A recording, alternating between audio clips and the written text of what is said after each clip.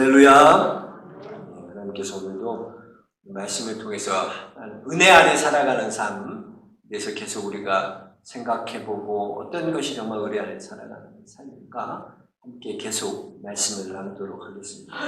국내 이 최고령 현역 의사로 활동한 한원주 매그너스 요양병원 내과 과장이 94세를 일기로 지난 9월 30일 하나님의 부르심을 받았습니다. 그리고 고인이 마지막 별세 전에 가족과 직원들을 향해 마지막으로 남긴 말이 우리에게 작은 울림이 되어 다가오고 있습니다. 한원주 권사님의 마지막 남긴 세 마디는 힘내, 가을이다, 사랑해 였습니다.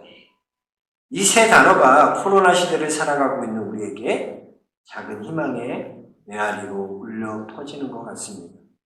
이 고 한원주 권사님은 아주 독실한 크리스찬이셨습니다. 1926년 경남 진주에서 태어나셨고 고려대 의대의 전신인 경성여자의학 전문대학교를 졸업하시고 산부인과 전문의를 딴 후에 미국으로 건너가셨어요. 그래서 인턴과 레지던트를 거쳐서 10년 동안 미국 원호병원 등에서 근무하신 뒤에 1968년 이제 다시 한국으로 귀국하셨습니다.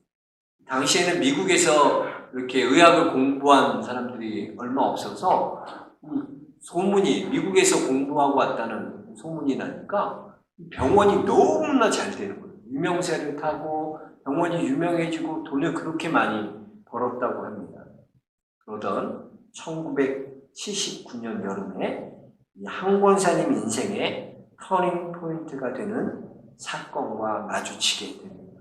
그것은 사랑했던 남편이 갑작스럽게 세상을 떠나는 것입니다. 그토록 의지하고 사랑했던 남편의 죽음 앞에 아무것도 할 수 없는 자신을 발견하게 됩니다. 기도를 해도 주님 이거는 아니잖아요. 하나님 정말 이러실 수 있습니까? 라고 하소연부터 나왔다고 합니다. 하지만 권사님은 이 사건을 통해서 하나님께서 왜 자신을 의사로 부르셨는지를 다시 한번 되짚어 보게 되었고 또 하나님께서 권사님을 부르신 사명을 다시 발견하게 되었다고 합니다. 그때 기억 속에 이 독립운동가이자 의사였던 아버지가 생각나게 되고 일제치하부터 광복 이후까지 그의 아버지는 고향인 경남 진주를 중심으로 결핵퇴치운동과 콜레라 예방운동에 앞장섰습니다. 한센병 환자와 형무소 수감 환자들, 두맥골 주민을 위한 무료 진료에도 힘쓰셨습니다. 어린 시절 아버지의 일거수일투족을 지켜본 권사님은 그때 비로소 자신의 사명을 깨닫게 됩니다. 그리고 그때부터 진정 예수 그리스도의 섬김의 삶을 살아가게 되는 것입니다. 이 한 권사님은 1979년 잘 나가던 병원을 다 정리하시고 봉사의 삶으로 뛰어들으셨어요. 그래서 한국기독교의료선교협회 부서인 전인치유진료소 및 의료선교의원 소장 겸 원장으로 2008년까지 소외된 이웃의 몸과 마음의 병을 고치시는 그런 어루만지는 그런 섬김의 삶을 살아오셨습니다. 28년 동안 그들을 섬기다 보니까 벌써 연세가 82살이나 되셨다고 해요. 당시 82살쯤 됐으면은 우리 어때요? 인생을 이제는 정리하고 마무리해야 될 그런 시간이지 않습니까? 그런데 권사님에게는 또 다른 사명이 기다리고 있었어요. 그것은 황혼 앞에 선 노인 환자들을 섬기는 것입니다. 권사님은 근무하는 병원에는요, 치매 환자들, 중풍, 파킨슨병 환자들, 그러니까 노인 환자들이죠. 요양병원이니까. 거동이 불편한 이들이 대부분이라고 합니다. 근데 한 권사님은 이분들을 돌보며 함께 지내는 것이 너무나 행복하셨다고 합니다. 권사님은 병원 측과 이제 종신 계약을 맺게 됐어요. 82살에 이 병원에 가셔서 종신계약을 맺게 되는데 제가 일할 수 있을 때까지 하되 치매 등 질병, 사고 때문에 제가 일을 할 수 없을 때가 오면 이 병원에 입원하고 여기에서 임종할 수 있도록 그런 계약을 맺게 되는 것입니다. 생애 마지막까지, 한 달 전까지 9월 7일까지 환자를 돌보셨다고. 9월 30일에 소천하셨으니까. 정말 죽기 전까지 그렇게 환자를 돌보신 것입니다. 그래서 생애 마지막까지 환자들과 더불어 함께 생활하시며 행복하게 그런 섬김의 삶을 살아오신 이 권사님은 정말 약속대로 환자들과 함께 9월 30일에 하나님의 병원에서 하나님의 부르심을 받게 되는 것입니다. 이렇게 자신의 평생의 삶, 권사님의 평생의 삶을 하나님께 드릴 수 있었던 것, 과연 권사님에게 있어서 하나님은 어떤 하나님이실까? 여러분들에게 있어서 하나님은 여러분에게 어떤 하나님이십니까? 권사님에게 있어서 하나님은 어떤 하나님이십니까? 라고 기자가 물었고, 그때 권사님은 이렇게 대답합니다. 하나님은 처음부터 끝까지 사랑의 하나님이에요. 인생의 고비마다 사랑의 힘으로 결국 선한 길로 인도해 주셨거든요. 권사님은 남편의 갑작스러운 죽음, 그런 큰 환난과 고통을 통하여 자신의 사명을 발견하게 되고 하나님의 약속을 발견하게 되는 것입니다. 여러분, 우리가 인내한다고 말할 때 그 인내는 그냥 견디는 것을 인내하는 게 아니에요. 우리가 인내하는 것은요, 하나님의 우리에게 약속하신 그 약속을 붙드는 거예요. 최종 승리에 대한 약속을 믿고 기다리는 거예요. 우리는 반드시 승리한다는 이 약속을 믿고 기다리는 게 인내예요. 그래서 우리는 그 시간을 즐길 수 있는 거예요. 그러면 요셉이 애굽의 노예로 팔려가고 억울하게 감옥에 갇히는 것, 그 어느 것 하나 요셉이 원한 길이었습니까? 요셉이 원하지 않았어요. 그러나 요셉은 그럼에도 불구하고 모든 환난 가운데 하나님의 약속을 붙들고 인내하는 시간이었어요. 그 시간을 즐깁니다. 그리고 마침내 애굽의 총리가 되고 하나님은 그를 민족을 구원할 도구로 삼아 주셨습니다. 우리가 환난 가운데 인내하지 못하는 이유가 어디 있습니까? 왜 인내하지 못합니까? 그 기다림이 의미 없다고 생각합니다. 우리가 인내하는 것, 기다리는 것, 그거 의미 없다고 생각하기 때문에. 그래서 우리는 늘 하나님께 뭐라고 말하나? 하나님, 좀 설명 좀 해주세요. 제가 왜 이런 고난과 환난을 당해야 됩니까? 그 이유가 뭡니까? 좀 제가 알아들을 수 있게 주님, 하나님 좀 설명을 해주세요. 왜 제가 환난 받아야 돼요? 왜 제가 이렇게 고난 받아야 됩니까? 우리는 하나님께 말합니다. 설명해달라고 말합니다. 그러나 여러분, 하나님의 생각은 우리의 생각과 다릅니다. 하나님의 생각은 우리의 생각보다 높고 깊으십니다. 그것을 우리가 어떻게 인간의 말로, 인간의 생각으로 하나님의 뜻을 다 이해할 수 있겠습니까? 이사야 55장 8절 이하에 보면 이는 내 생각이 너의 생각과 다르며 내 길은 너의 길과 다름이니라. 여호와의 말씀입니다. 이는 하늘이 땅보다 높음 같이 내 길은 너희의 길보다 높으며 내 생각은 너희의 생각보다 높으니라.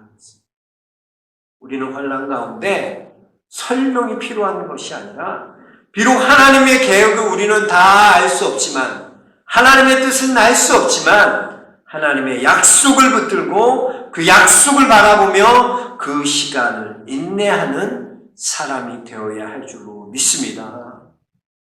그리고 하나님께서 이렇게 환난을 통해 인내를 배우게 하시고 인내를 통해 하나님은 우리를 연단시킨다라는 것입니다. 여러분, 연단이라는 것은 전체를 보는 훈련입니다. 매일 내 입장에서, 내 생각에서만 생각하는 것이 아니라 다른 사람의 상황과 다른 사람의 입장을 경험해 보는 것입니다. 그래서 여러분, 훌륭한 사냥꾼은요, 사냥감의 입장을 생각할 줄 알아야 돼요. 그래야 훌륭한 사냥꾼이 될 수 있는 것입니다. 어떤 목사님의 칼럼에 보니까 아주 재미난 칼럼이 있었어요. 백설공주 이야기 후편에 대한 그런 칼럼을 쓰셨는데 참 재미있으면서도 우리로 한번 생각해 보게 하는 그런 칼럼이었습니다. 내용이 뭐냐면 이런 거예요. 우리가 백설공주의 후편 이야기를 이 왕자님 입장에서 한번 읽어본다는 거죠. 왕자님이 돼서 읽어보는 거예요. 그래서 왕자님이 정말 어여쁜 백설공주를 키스로 이렇게 잠 탁 깨워서 왕궁에서 행복하게 삽니다. 너무나 행복한 거예요. 근데 이런 행복이 없구나 하고 살았는데 그만 아이가 태어나고 아이가 태어나서도 너무 기뻤는데 갑자기 점점 얼굴빛이 왕자님이 어두워지기 시작합니다. 왜? 아이가 키가 자라지 않는다. 그러니까 이 왕자님 입장에서 보면 이 아이가 내 아이가 아니라 혹시 그 난장이 중에 한 명의 아이가 아닐까 하는 의심을 갖게 되었다는 거죠. 충분히 왕자님의 입장에서 그렇게 의심할 수 있게 되는 거 아닙니까? 백설공주 이야기는 시작은 이 왕비의 질투로, 계모인 왕비의 질투로부터 시작되잖아요. 말도 안 되는 질투죠. 생각해 보세요. 그 왕비가 됐을 때, 다시 왕에게 왔을 때, 계모가 됐을 때는 이미 나이가 40이 넘은 나이였는데, 그 40이 넘은 여자가 거울 앞에서 세상에서 누가 제일 예쁘다고 그걸 묻는 것 자체가 이상한 거잖아요. 거기에 비하면 백설공주는 15, 16밖에 안 된 한참 정말 꽃처럼 예쁜 때인데 거울에게 묻고 있는 거예요. 거울아, 거울아. 이 세상에서 누가 제일 예쁘니? 그럼 당연히 왕비는 뭐예요? 자기를 가장 제일 예쁘게 거라고 그런 대답을 듣고 싶은 거죠. 그런데 어떻습니까? 백설공주가 제일 예쁩니다. 그러니까 그걸 못 견뎌요. 40살도 넘게 먹어서 당연히 자기보다 이쁘지 백설공주가 그렇게 생각하면 되는데 절대로 그렇지 않습니다. 남이 잘 되는 거, 남이 나보다 더 칭찬받고 예쁨 받는 거 못 견뎌하는 겁니다. 그래서 독이 든 사과를 백설공주에게 먹어요. 그래서 백설공주가 영원히 잠이 듭니다. 그래서 이 유리관 속에 잠든 이 백설공주를 위해서 이 난장이들이 공주를 도와요. 그래서 공주가 왕자와 결혼할 수 있도록 이 난장이들이 다 했습니다. 백설공주를 다 돕니다. 그래서 정말 왕자와 결혼하게. 백설공주에게 있어서 이 난장이들은 조연이죠. 주인공은 누구예요? 왕자님이죠. 근데 한번 이 백설공주가 이제 이 후편의 이야기의 시작이 이렇게 시작됩니다. 이제 왕자랑 궁전으로 돌아왔어요. 왕궁으로 돌아왔는데 공주가 그 거울 앞에 딱 씁니다. 백설공주가. 그래서 궁금한 거야. 이 얼마나 이 왕자님이 나를 사랑할지가 너무나 궁금한 거예요. 그래서 거울에게 묻습니다. 거울아, 거울아. 이 세상에서 나를 제일 사랑하는 사람은 누구지? 그럼 당연히 누구라고 그럴 줄 알았어요. 거울이. 아, 왕자님입니다. 이럴 줄 알았는데 거울이 난장이 중에 한 사람이 공주님을 가장 사랑합니다. 공주가 충격을 받아. 왕자님이 아니라 난장이가 나를 제일 사랑했다고? 난장이는요, 공주를, 백설공주를 너무나 사랑했어요. 그래서 자기가 사랑하는 그 사랑을 다 버리고 희생하고 공주가 백설공주가 원하는 왕자님을 위해서 자기를 버리고 떠날 것을 다 알면서도 왕자님을 모셔오고 왕자님의 키스를 받게 하고 왕자님과 손을 잡고 가는 공주의 모습을 바라보며 기뻐해 줄 줄 안다. 우리가 난장이 입장에서 이 백설공주를 읽어보면 이 동화의 내용이 완전 다르다는 것이죠. 이렇게 백설공주 이야기는요, 각자의 입장에 따라서 다른 해석이 달라질 수 있습니다.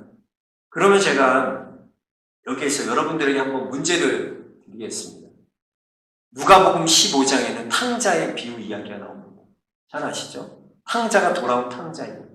자, 그렇다면 이 돌아온 탕자가 돌아온다는 소식을 알고 누가 가장 슬펐을까요? 탕자가 돌아온다는 이야기를 듣고 누가 가장 슬펐을까요? 네? 우리는 생각하기를 형이 가장 슬펐다고 생각해요. 왜? 재산 다 가져가갖고 아빠한테 근데 빈털터리로 와서 또 내가 가진 걸 나눠 가져야 된다고 생각하니까 형이 막 너무나 분노했을 거예요. 그러나 형이 아니에요. 가장 탕자가 돌아온 것을 가장 슬퍼했던 사람은 살찐 송아지였어요. 살찐 송아지는 이제는 탕자가 돌아왔다는 소식을 듣고 아버지가 큰 잔치를 내가 벌이리라 그러면서 그 중에서 제일 살찐 송아지를 잡는 거예요. 살찐 송아지는 너무나 슬퍼. 이렇게 나보러 많이 먹으라 그런 이유가 있었구나. 이 탕자가 돌아올 이 날을 위해서 나를 이렇게 살찌운 거구나. 원망했을 수도 있습니다.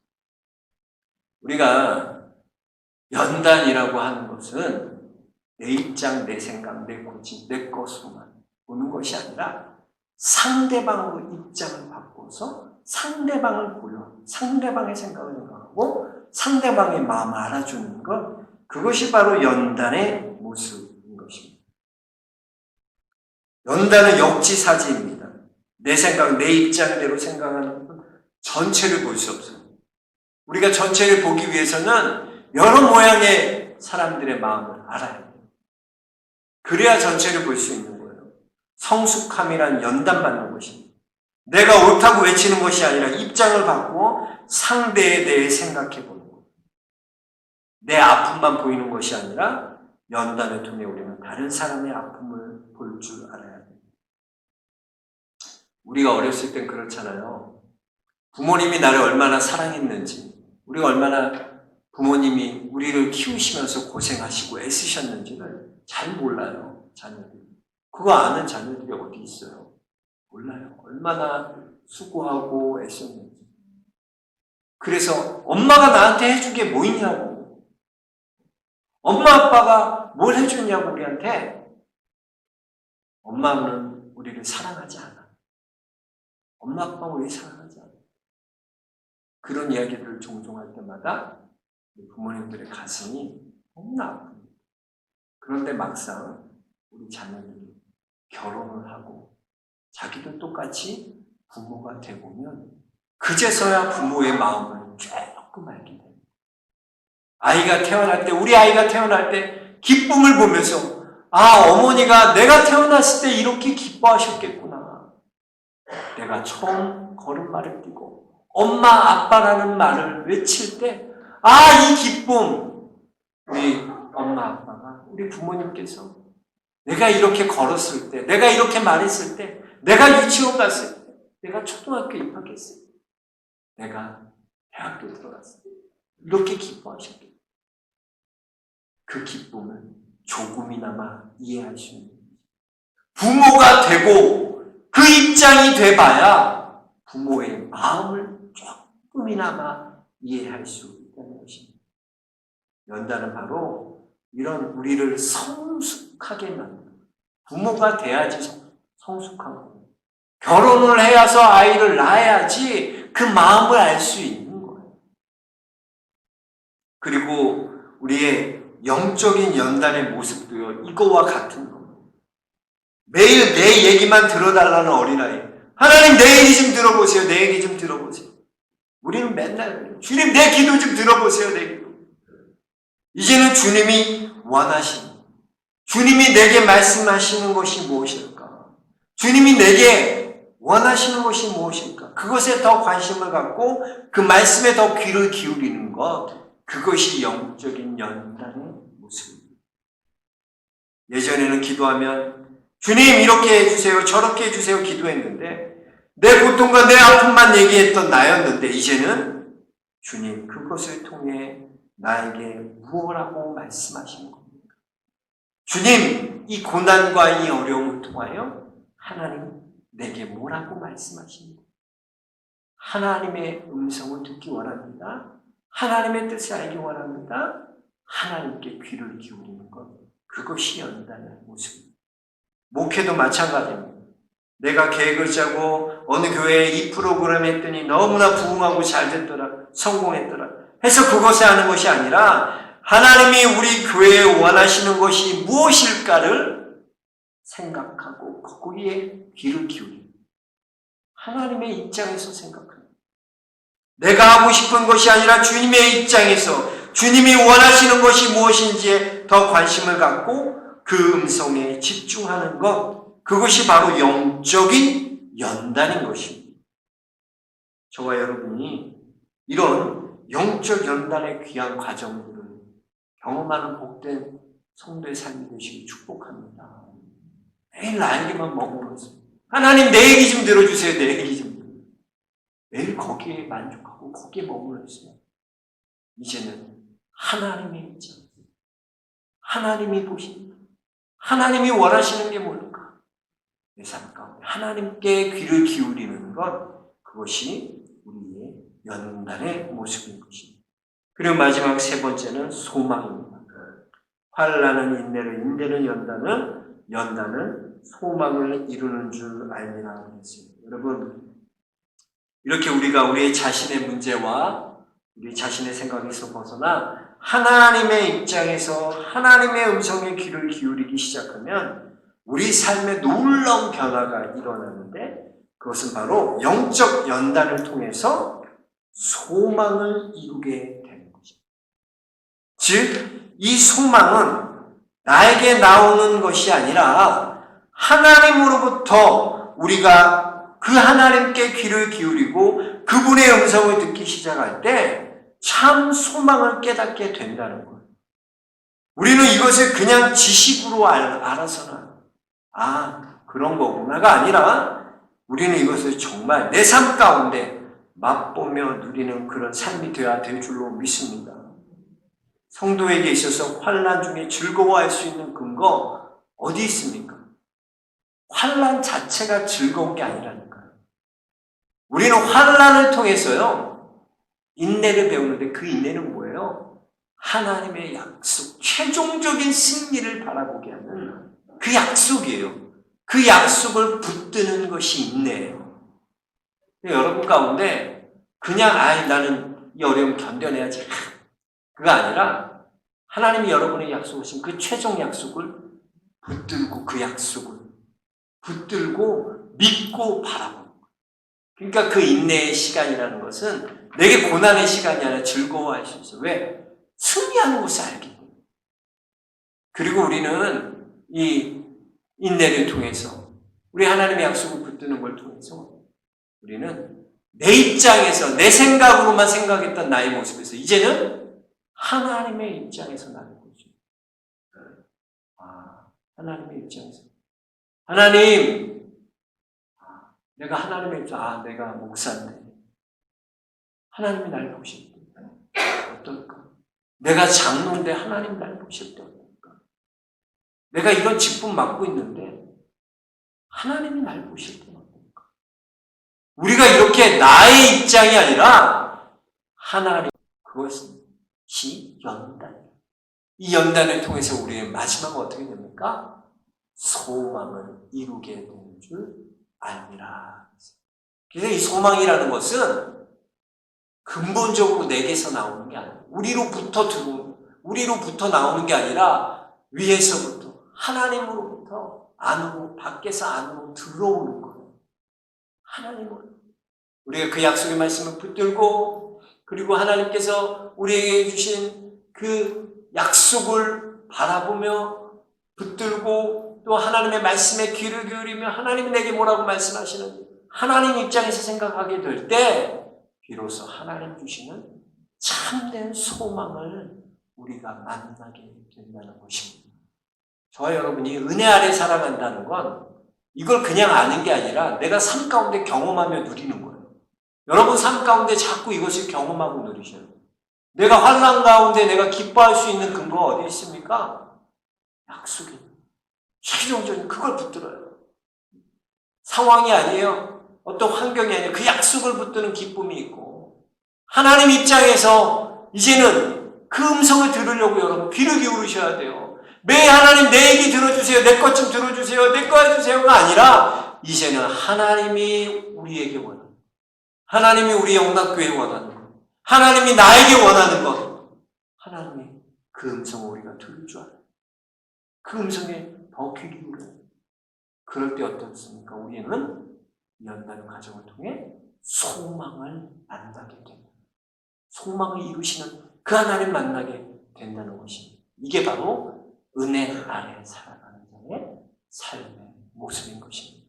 저와 여러분이 그런 은혜 아래 살아가는 축복이 있길 바랍니다. 여러분, 환난 가운데 인내하시고, 인내는 연단하시고, 연단을 통해 참 소망 되시는 그 주님을 맛보며 누리는 성도들 되시고 주 이름으로 축복합니다. 우리 함께 이 찬양 같이 했으면 좋겠습니다. 소원이라는 찬양인데요. 삶의 작은 일에도 같이 찬양하겠습니다.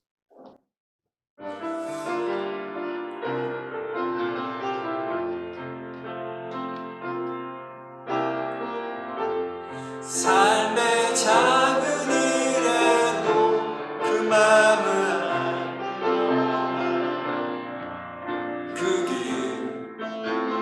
좁은 길로 가기 원해. 나의 작은 을 알고 그분의 크심을 알며 소망 그 깊은 길로 가기 원하네. 삶의 작은 일에도 삶의 작은 일에도 그 마음을 알기 원하네. 그 좁은 길로 가기 원해.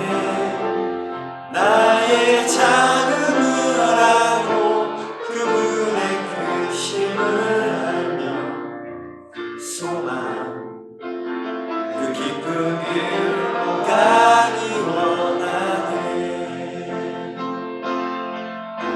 저 높이 솟은 산이 되기보다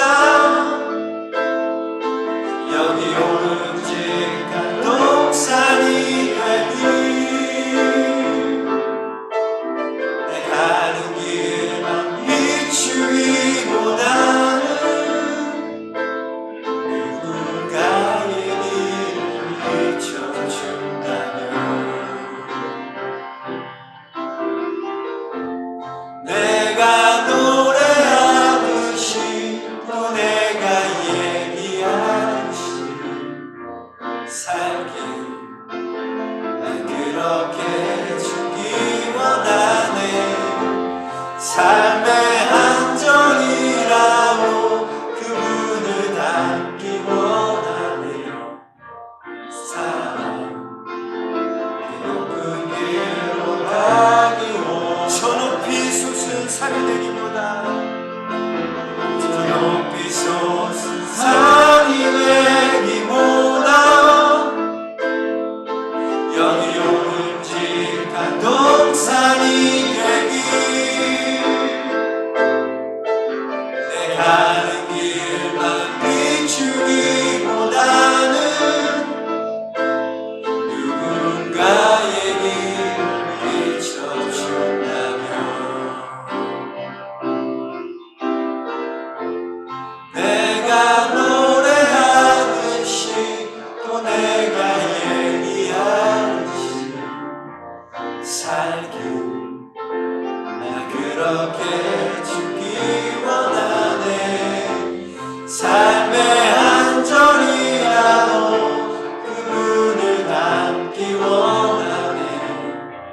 사랑 그 높은 길로 가기 원하네. 그 좁은 길로 그 좁은 길로 가기 원하네. 그 깊은 길로 그 깊은 길로 가기 원하네. 함께 기도합시다. 여러분, 때로 우리가 다 이해할 수 없는 고난과 환난이 우리에게 찾아올 때가 있어요. 하나님 설명해 주세요. 왜 이런 겁니까? 난 도저히 모르겠어요. 좀 내가 알아들 수 있게 하나님 좀 설명 좀 해주세요. 왜 이런 고난 받아야 돼요? 우린 늘 거기에 머물러 있지 않습니까? 여러분, 이 고난을 통해 하나님의 약속을 발견하십시오. 하나님의 약속을 최종적으로 승리한다는 그 하나님의 약속. 우리는 그 약속을 붙드는 자들입니다. 예전에 우리의 기도는 모두 하나님 이렇게 해주세요. 내 소원대로 내 뜻대로 해주세요. 이제는 하나님 입장에서 기도하는 자가 되어야 됩니다. 하나님이 내게 뭘 원하실까? 목사인 내게 뭘 원하실까? 집사인 내게 뭘 원하실까? 권사인 내게 하나님이 뭘 원하실까? 그 소리에 귀 기울이는 우리가 되어야 됩니다. 그럴 때 우리 안에 하나님이 주시는 참된 소망을 발견하게 되는 줄 믿습니다. 이 시간 함께 기도할 때 하나님, 우리가 그런 은혜 경험케 하여 주옵소서. 우리 주여 크게 한번 외치고 통성 함께 기도하겠습니다. 주여! 아버지 하나님, 우리 하시고 하나님 하시고 아버지 하나님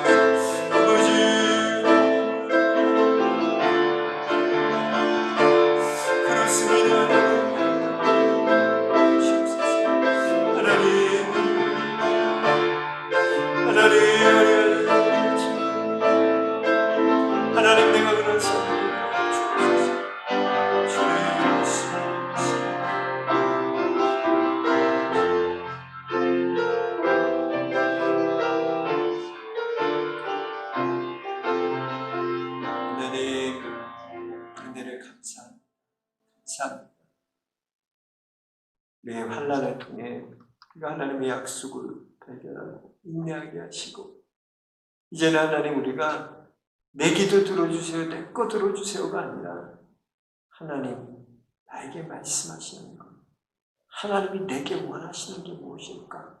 그 소리에 귀 기울이는 연단의 과정을 거치게 하여 주옵소서. 그래서 참 소망이 되시는 그 주님을 맛보며 누리는 은혜 아래 살아가는 성도들 모두 되게 하여 주옵소서.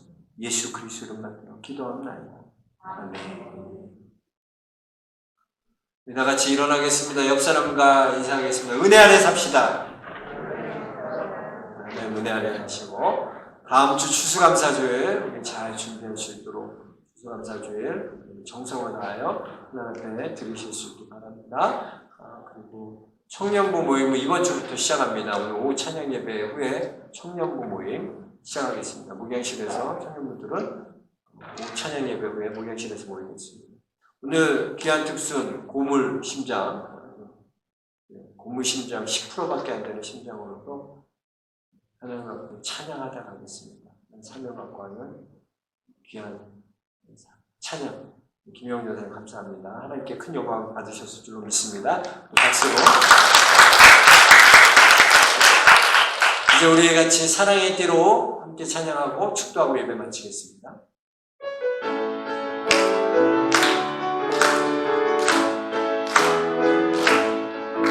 우리는 사랑의 띠로 하나가 되었습니다.